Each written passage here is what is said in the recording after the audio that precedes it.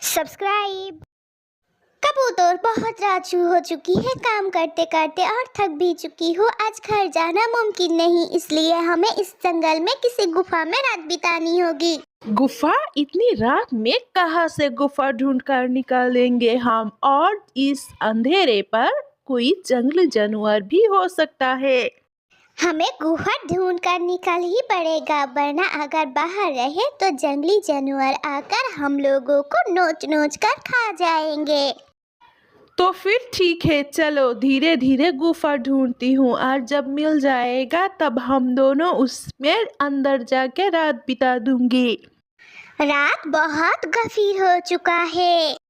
अब ये दोनों पक्षियों को एक गुफा भी मिल गई है और वो दोनों इस गुफा के अंदर सो गई है आराम से।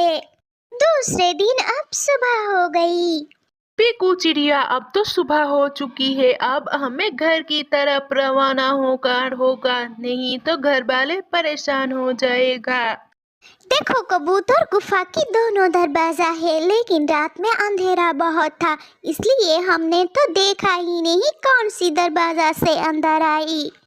हम लोग तो बहुत बुरा ही फंस चुकी हूँ। अब हमें बाहर निकलने के लिए रास्ता ढूंढना पड़ेगा, वरना यहाँ रहना पड़ेगा। मम्मा, आज सुबह हो गई है, रात से पापा घर नहीं आए। क्या पापा के साथ कुछ बुरा हो गया है? मुझे बहुत फिक्र हो रही है।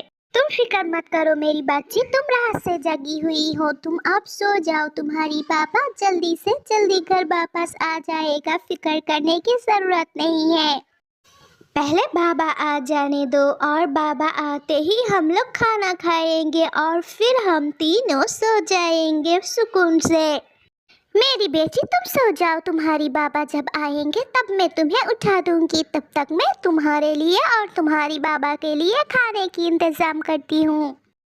देखो कबूतर, हम दोनों तो बहुत बुरा ही फंस चुकी हूँ। गुफा जितना दूर जा रही हूँ उतना ज्यादा अंधेरा होती जा रही है।